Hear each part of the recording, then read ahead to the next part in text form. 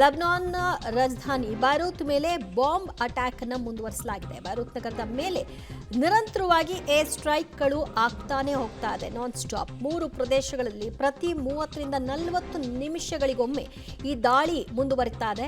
ಈವರೆಗೂ ಒಟ್ಟು 120ಕ್ಕೂ ಹೆಚ್ಚು ಮಂದಿ ಮೃತಪಟ್ಟಿರೋ ಬಗ್ಗೆ ವರದಿ ಕೂಡ ಆಗ್ತಾ ಇದೆ.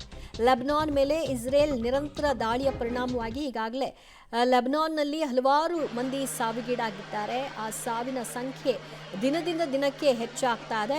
ಈಗ ನಡೀತಾ ಇರತಕ್ಕಂತಹ ಈ ದಾಳಿಯನ್ನು ಗಮನಿಸ್ತಾ ಇದ್ರೆ ಇದು ಇನ್ನಷ್ಟು ದೊಡ್ಡ ಮಟ್ಟಕ್ಕೆ ಹೋಗುವಂತಹ ಸರ್ವ ಸಾಧ್ಯತೆಗಳು ಕೂಡ ಕಾಣಿಸ್ತಾ ಇದೆ. ಬೈರೂತ್ ನಗರದ ಪರಿಸ್ಥಿತಿಯಂತೂ ಹೇಳತೀರದಾಗಿದೆ. ಕಾರಣ ಅಲ್ಲಿ ಗಂಟೆಗೊಮ್ಮೆನೋ ಅಥವಾ ದಿನದಲ್ಲಿ ಇಂತಿಷ್ಟು ಅಂತ ಅಟ್ಯಾಕ್ಗಳಾದರೆ ಅದರ ಪರಿಸ್ಥಿತಿಗಳು ಬೇರೆ. ಆದರೆ ಅರ್ಧ ಗಂಟೆ 40 ನಿಮಿಷಕ್ಕೆಲ್ಲ ಮೇಲಿಂದ ಮೇಲೆ ಅಟ್ಯಾಕ್ ಆಗ್ತಾ ಇದೆ ಅಂದರೆ ಸುಧಾರಿಸ್ಕೊಳ್ಳೋದಾದರೂ ಹೇಗೆ? ಅದನ್ನು ಕಣ್ಮುಚ್ಚಿ ಕಣ್ಬಿಡೋ ಅಷ್ಟೊತ್ತಿಗೆ ಇನ್ನೆಲ್ಲೋ ಒಂದು ಕಡೆಯಲ್ಲಿ ಬಿದ್ದು ನಾಶ ಪಡಿಸ್ತಾ ಇದೆ ಅಂದಾಗ ಆ ಭಾಗ ಎಂಥ ಆತಂಕದ ಪರಿಸ್ಥಿತಿಯಲ್ಲಿ ಇರಬೇಡ.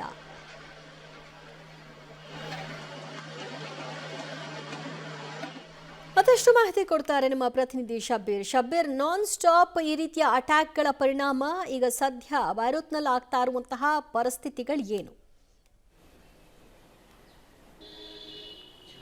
ನೋಡಿ, ಲೆಬನಾನ್ನ ರಾಜಧಾನಿ ಬೈರೂತ್ ಮೇಲೆ ನಿರಂತರವಾದಂಥ ದಾಳಿಯನ್ನು ಮಾಡುವಂಥ ಕೆಲಸವನ್ನು ಇಸ್ರೇಲ್ ಮಾಡ್ತಾ ಇದೆ. ಮುಖ್ಯವಾಗಿ ಅಲ್ಲಿರುವಂತಹ ಸಂಘಟನೆ ಹೆಜ್ಬುಲ್ಲಾ ವಿರುದ್ಧ ಪ್ರತೀಕಾರವನ್ನು ತೀರಿಸಿಕೊಳ್ಳಿಕ್ಕೆ ಈ ರೀತಿಯಾದಂಥ ದಾಳಿಗಳು ನಡೀತಾ ಇದ್ದಾವೆ. ಇರಾನ್ಗೆ ಬೆಂಬಲವಾಗಿ ಇಸ್ರೇಲ್ನ ಮೇಲೆ ಹೆಜ್ಬುಲ್ಲಾ ದಾಳಿಯನ್ನು ಮಾಡುವಂಥ ಕೆಲಸವನ್ನು ಮಾಡಿತ್ತು. ಅದಕ್ಕೆ ಪ್ರತೀಕಾರವನ್ನು ತೀರಿಸಿಕೊಳ್ಳುವಂಥ ಕೆಲಸವನ್ನು ಕೂಡ ಈಗ ಇಸ್ರೇಲ್ ಮಾಡ್ತಾ ಇದೆ.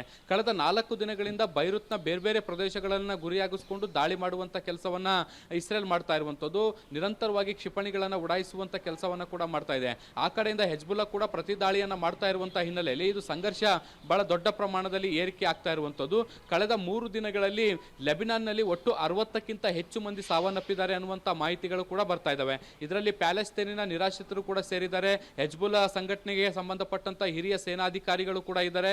ಬೇರೆ ಬೇರೆ ಪ್ರಮುಖರು ಕೂಡ ಈ ಒಂದು ದಾಳಿಗಳಲ್ಲಿ ಮೃತಪಟ್ಟಿರುವಂತದ್ದು. ಹೀಗಾಗಿ ಹೆಜ್ಬುಲ್ಲಾ ಮತ್ತೆ ಲೆಬನಾನ್ ಮತ್ತೆ ಇಸ್ರೇಲ್ನ ಗಡಿ ಪ್ರದೇಶಗಳಲ್ಲಿ ಒಂದು ರೀತಿ ಉದ್ವಿಗ್ನ ಪರಿಸ್ಥಿತಿ ನಿರ್ಮಾಣ ಆಗಿದೆ. ನಿರಂತರವಾದಂತಹ ದಾಳಿಗಳು ಒಂದು ಕಡೆಗೆ ನಡೀತಾ ಇದ್ರೆ ಇಸ್ರೇಲ್ ಮತ್ತೊಂದು ಕಡೆ ರಾಜಧಾನಿ ಬೈರೂತ್ ಅನ್ನು ಕೂಡ ಗುರಿಯಾಗಿಸಿಕೊಂಡು ಅಲ್ಲಿರುವಂತಹ ಮೂಲ ಸೌಕರ್ಯಗಳನ್ನು ಕೂಡ ಧ್ವಂಸಗೊಳಿಸುವಂತ ಕೆಲಸವನ್ನ ಕೂಡ ಮಾಡ್ತಾ ಇದ್ದಾರೆ. ಸೊ ಹೀಗಾಗಿ ಇಡೀ ಲೆಬನಾನ್ ನಲ್ಲಿ ಒಂದು ರೀತಿ ಆತಂಕದ ಪರಿಸ್ಥಿತಿ ನಿರ್ಮಾಣ ಆಗಿದೆ. ಜನರು ಯಾರು ಕೂಡ ಮನೆಯಿಂದ ಹೊರಬರದಂತಹ ಸನ್ನಿವೇಶಗಳು ನಿರ್ಮಾಣ ಆಗಿರುವಂತದ್ದು. ಕ್ಷಣದಿಂದ ಕ್ಷಣಕ್ಕೆ ಪರಿಸ್ಥಿತಿ ಬಿಗಡಾಯಿಸ್ತಾ ಇರುವಂತದ್ದು. ಅತ್ಯಂತ ಸೀರಿಯಸ್ ದಾಳಿಗಳನ್ನ ಇಸ್ರೇಲ್ ಈ ಲೆಬನಾನ್ನ ಮೇಲೆ ನಿರಂತರವಾಗಿ ಮಾಡ್ತಾ ಇದೆ. ದಿವ್ಯಾ, ರೈಟ್. ಶಬ್ಬೀರ್ ಸಂಪರ್ಕದಲ್ಲಿರಿ, ಮತ್ತಷ್ಟು ಮಾಹಿತಿಯನ್ನು ನಿಮ್ಮಿಂದ ಪಡ್ಕೊಳ್ತೀವಿ. ಸದ್ಯ ಲೆಬನಾನ್ ಮೇಲೆ ಇಸ್ರೇಲ್ ನಡೆಸ್ತಾ ಇರತಕ್ಕಂತಹ ದಾಳಿಯಿಂದಾಗಿ ಒಟ್ಟು 120 ಮಂದಿ ಈವರೆಗೂ ಇಲ್ಲಿ ಸಾವನ್ನಪ್ಪಿದ್ದಾರೆ ಅನ್ನುವಂತಹ ವಿವರ ಕೂಡ ಲಭ್ಯವಾಗ್ತಾ ಇದೆ.